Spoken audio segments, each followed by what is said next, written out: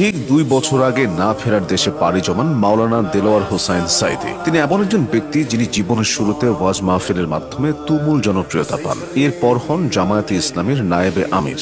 বাংলাদেশের রাজনীতিতে এমন নজির নেই বললেই চলে, তবে কিছু বিতর্কও ছিল। মাওলানা সাঈদীর রাজনৈতিক জীবন ও বিতর্কিত দিকগুলো দেখে নিন। তিনি 1979 সালে জামায়াতে ইসলামীতে যোগ দেন। এরপর 1982 সালে তিনি জামায়াতের রুকন হিসেবে শপথ গ্রহণ করেন।